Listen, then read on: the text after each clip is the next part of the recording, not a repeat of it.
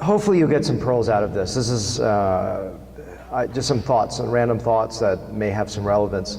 I want to start with understanding mentorship is so important, and Ed Williams, with whom I did a fellowship, really has been my mentor, and I saw that amazing leadership skills when you model yourself after someone, and I saw when there were problems in the operating room, he always blamed himself, and he's got staff with him for 20 years. I've had staff, fortunately, for over a decade, and so that's what's really great. And I remember the first day I walked into the operating room, I said, Ed, I'm a control freak, and he said, Sam, you're not going to have any staff for very long.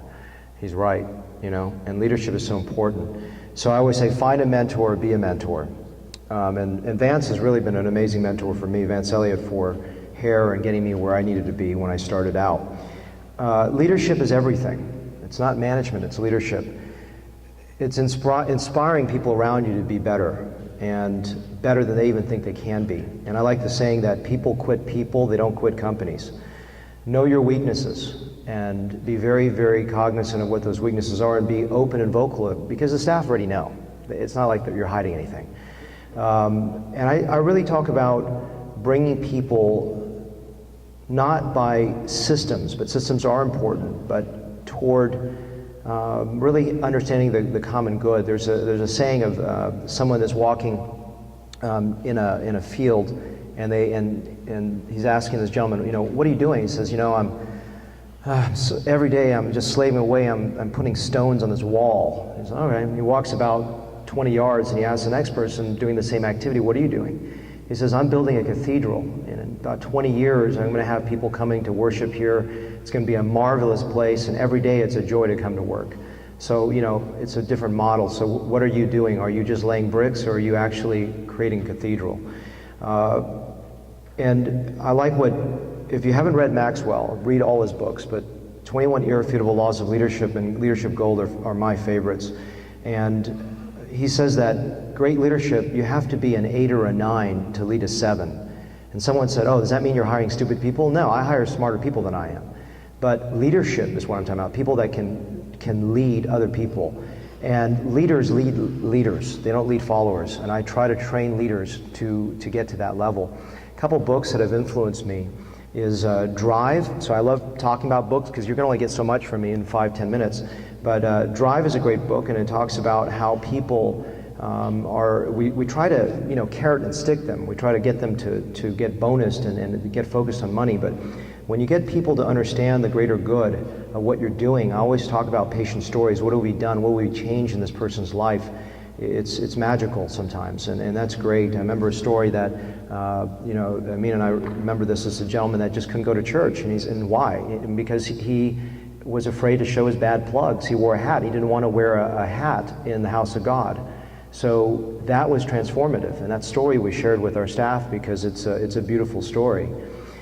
Start with why. This is Simon Sinek, wonderful. I actually just walked into the lunchroom and Allegan was playing this video by Simon Sinek. I said, this is great. I quote him during lectures, and what Sinek says is, people don't buy what you do, they buy why you do it. And we're so focused on outcomes of, quality control is critical. I mean, don't get me wrong.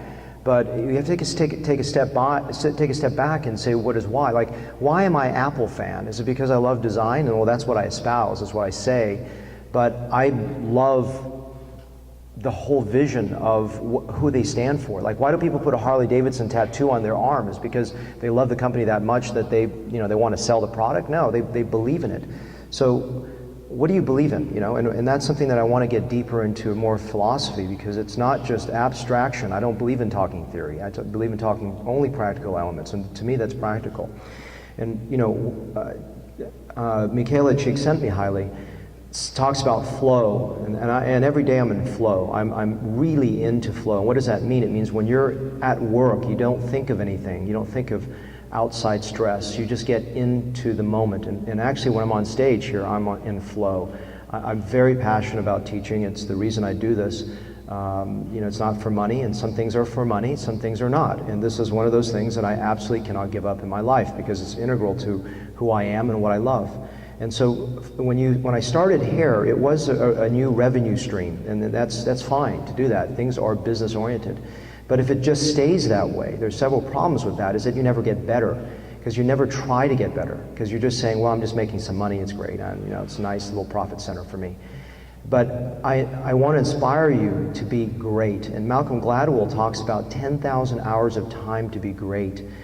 If you don't put that time in, you just won't get great. And you're going to deliver average results to patients who deserve better.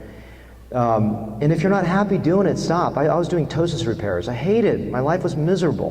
And out of respect, you know, oculoplastic surgeons who love that, fantastic. I sent them to you. But if you don't like a procedure, just don't do it anymore, because you're going to go downhill. The patients are not going to be happy, and your staff is going to feel it, and you're going to feel it. And if hair is tedious for you, like all my colleagues said, hair is boring and it's stupid and it's going to make you fall asleep just making these repetitive sites. And if that's your feeling about it, get out of it. You know, even my mentor, I told my mentor, get out of hair, because it wasn't his passion. And I just told you I respect him, right?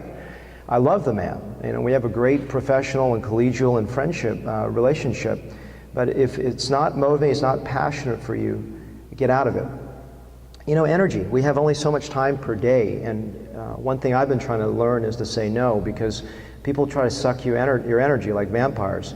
And decide really what you want to do on a basic level of passion. And it may not be clear to you right now, but I'm hoping this weekend I develop that germ if it's in you. And that's really the goal. I can't teach you how to do hair in 3 days, but what I can do is maybe share you why I love it, and what maybe can bring you to that. And I like what Ed Williams told me. He says you can't motivate someone, you can only inspire them. If it's not within you, it's not going to change. And he also said you can't bring someone happiness. If they're not happy inside, you won't change them. The other thing that's important is that organization I'm part of, Entrepreneurs Organization, has taught me to stay focused and to really not look at any part of my business as a stepchild.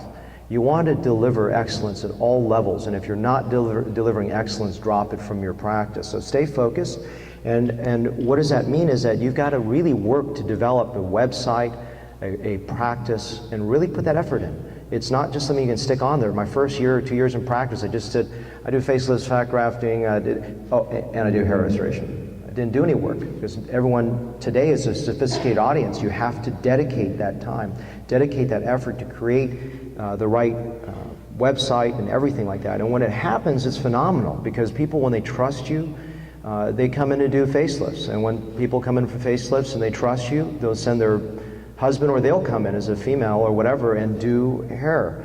So trust is huge and it's wonderful. And you can't learn everything this weekend. I like the saying that if I've scared you to death and you feel like you can't do anything, then I failed as an educator. But if you feel like you can do anything in the world and you can make perfect recipient sites, and I've also failed you. So I'm learning every time. I've just learned a lot. In fact, I'm going to share some things with Amina, who wasn't here this morning. So go to meetings, constantly learn, constantly push.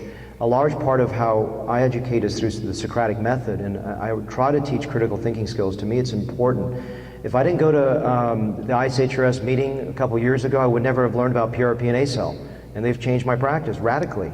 And so these are things that are very, very important. And in the books I've written, there's a big circle in the front of it. And what does that mean? It's a Zen design that means that mastery is an asymptote. We constantly strive toward excellence. We never get there. When we get there and we thought we would get there, we're dead. Because I like the saying, when we're green, we're growing. When we're ripe, we're rotting. So always look at yourself as green. And training involves getting your staff up there, but also it's not an excuse for your own ignorance. For me, the American Board of Hair Restoration Surgery exam really taught me how to be a safer surgeon. It's helped me frame both what I write for you guys as well as how I teach, to really focus on safety. And that's one of those things that are so, so important. So you can have staff come in and train with you and learn from you, but you have to have someone that is dedicated as you are. And understand what's your unique selling proposition. You know, what makes you different? You know, I talk about doing level 2 conscious sedation, so it's less uncomfortable, it's customized. I do 1 procedure a day. I'm an artist, facial plastic surgeon, that offers me understanding of how to incorporate the full face into the design work. I don't outsource my team. I'm focused with ethnic and female restoration. I use advanced regenerative medicine techniques, etc. So if you don't know what makes you different, go figure it out and try to look at those things. So I believe that there's so much room for all of us to grow, no matter what market you're in, and there's room for multiple people in a single market, because we're only tapping, I don't even, like 1 or 2% of total baldness out there. So I leave you with the thought, which is by, of course, a person I absolutely believe is a visionary, or what has been a visionary before he passed away, which is you've got to find what you love. Your work is going to fill a large part of your life, and the only way to be truly satisfied is to do what you believe is great work. And the only way to do great work is to love what you do. If you haven't found it yet, keep looking, don't settle. And not to plug my book, which I know I'm not supposed to do, but I'm really passionate about this. There's 15 chapters in the 3rd volume that really go through business development. It's the only book of its kind to help you start your practice and build into it. So, thank you for your attention. Next, I want to introduce